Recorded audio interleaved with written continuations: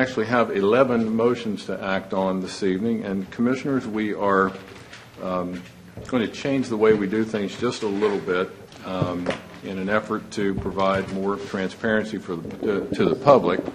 We're going to call the roll for votes on motions, and when you answer either in the affirmative or the negative, you will give reasons. Now, if you are in favor of the motion, you might simply wish to say for the reasons stated in the motion.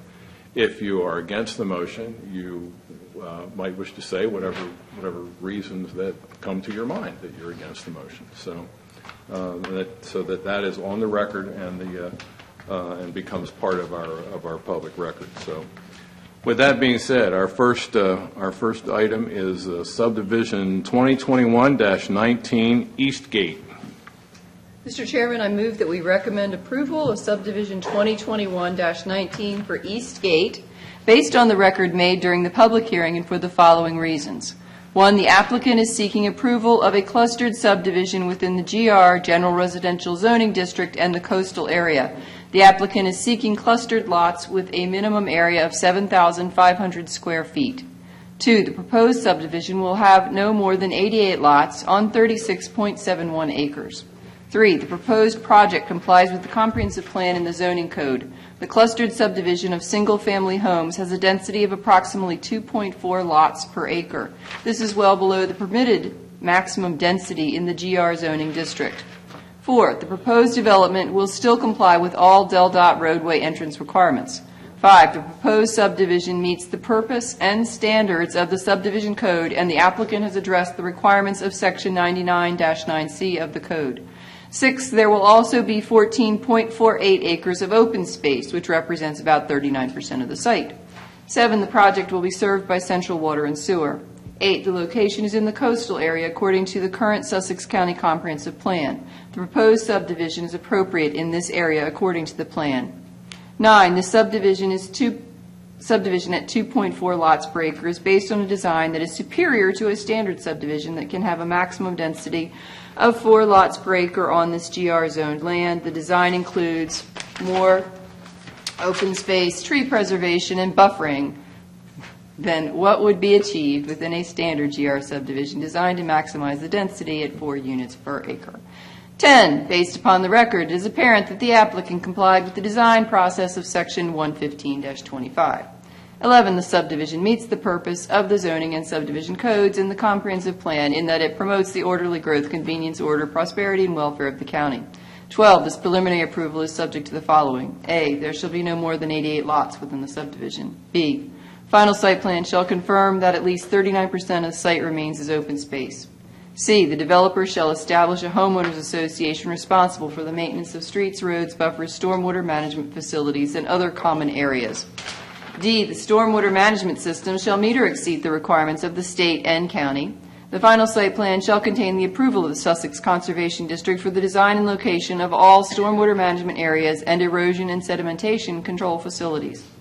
E, there shall be a vegetated or forested buffer that is at least 20 feet wide installed along the perimeter of this subdivision. This buffer shall utilize existing forest or similar vegetation where it exists in the buffer area. Where trees currently exist in the buffer area, stump removal or construction activities that disturb the existing grade of the area within the buffer shall be prohibited. All silt fencing shall be located along the interior limit of the buffer area, the edge of the buffer nearest the interior development. And the final site plan shall identify the limit of disturbance to prevent disturbance of the buffer area. After the development shall comply with all DelDOT entrance and roadway improvement requirements. G, as proffered by the applicant, sidewalks shall be installed on both sides of all internal streets with a connection to the DelDOT multimodal path. A system of fully shielded and downward screened street lighting shall also be provided. H, amenities including a pool and pool house with restrooms shall be constructed and open to use by residents of this development on or before the issuance of the 45th residential building permit. The final site plan shall contain details as to the size and location of these amenities.